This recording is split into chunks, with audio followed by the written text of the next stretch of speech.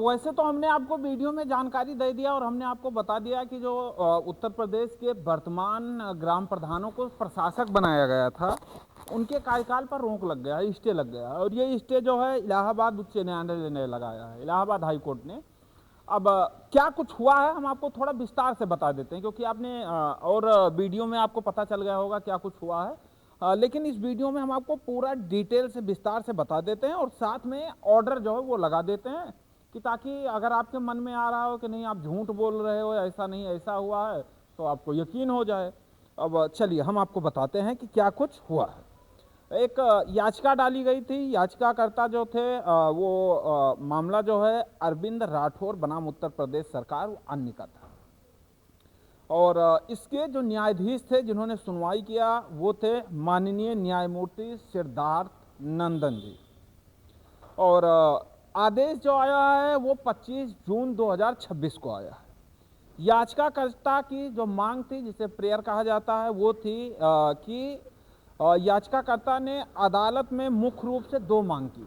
पहला मांग जो था वो ये था कि उत्तर प्रदेश सरकार और प्रतिवादी संख्या 2 और 3 द्वारा 25 मई 2026 और 26 मई 2026 को जारी किए गए आदेशों को रद्द किया जाए, पहला।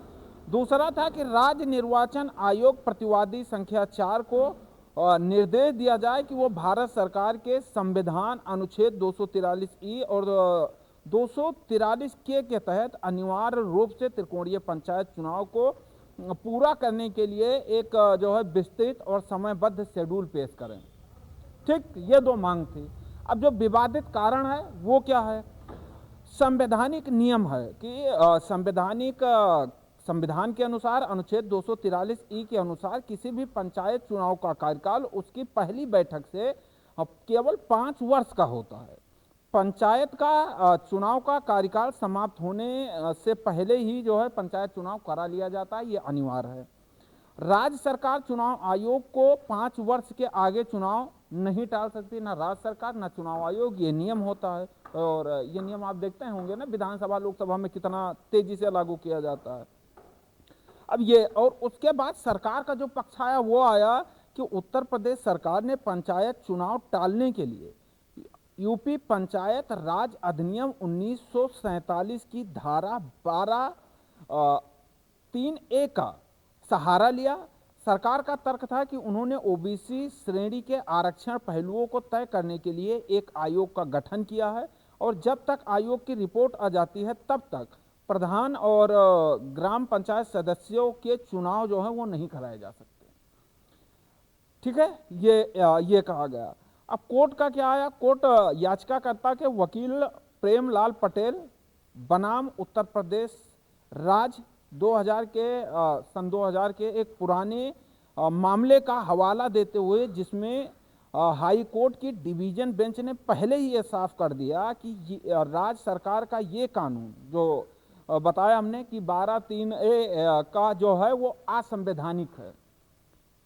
राज्य सरकार चुनाव टालकर राज्य निर्वाचन आयोग की शक्तियों को छीन नहीं सकती है, क्योंकि चुनाव कराने में सरकार को हस्तक्षेप नहीं करना चाहिए और ना सरकार का हस्तक्षेप करने का आदेश है। अब उसके आगे सुनिए।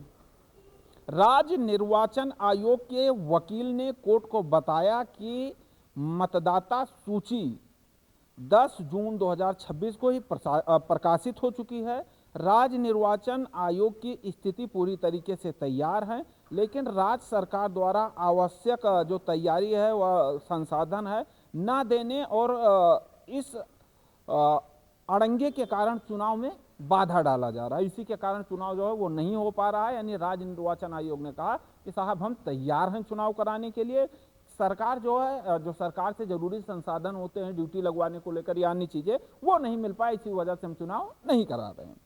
माननीय न्यायालय ने क्या कुछ कहा?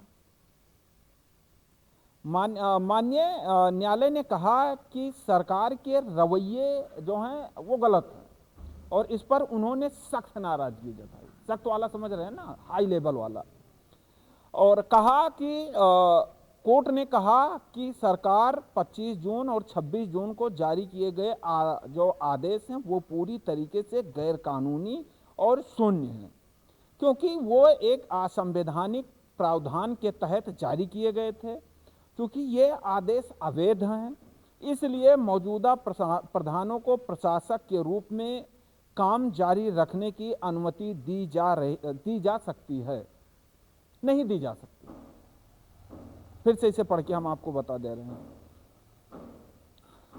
कहा गया कि चूंकि ये आदेश जो है वो अवैध है, जो ग्राम प्रधानों को प्रशासक बनाया ये अवैध है, इसलिए मौजूदा प्रधानों को प्रशासक के रूप में कामकाज जारी रखने की अनुमति नहीं दी जा सकती है। याचिकाकर्ता को इस मामले में ओबीसी आयोग को भी एक पार्टी यानी पक्ष बनाने का जो है वो अनुमति दे दिया गया है। ये भी एक बड़ी जीत है याचिकाकर्ता की। और कहा गया है कि राज्य सरकार को एक आखिरी मौका देते हुए कोर्ट ने विस्तृत हलफनामा दाखिल करने के लिए कहा है, जिसमें ओबीसी आयोग की रिपोर्ट यदि कोई हो और चुनाव कराने की निश्चित समय सीमा, टाइम लाइन जिसे कहते हैं, स्पष्ट करने के लिए कहा गया है। और उसके बाद कहा गया है कि यदि सरकार अगली सुनवाई तक स्पष्ट समय सीमा नहीं बताती है तो प्रतिवादी संख्या 2 यानी संबंधित उच्च अधिकारी को अगली सुनवाई पर व्यक्तिगत रूप से कोर्ट में हाजिर होना होगा। उन्हें अपने व्यक्तिगत हलफनामे में ये समझाना होगा कि जब कोर्ट की पहली सुनवाई पहले ही कोर्ट ने इस कानून को असंवैधानिक घोषित कर चुका है, तो उन्होंने फिर से दोबारा इस परिस्थिति में कोर्ट ने जो असंवैधानिक कहा था उसके बाद दोबारा से वही नियम जो है वो क्यों लागू किया गया है। और कोर्ट ने कहा कि इस मामले की अगली सुनवाई 13 जुलाई 2026 दोपहर 2 बजे की जाएगी। तब तक के लिए ग्राम प्रधानों के कार्यकाल पर रोक लगाया जाता है। मिलते हैं अगले वीडियो में और कुछ जानकारी देते हैं।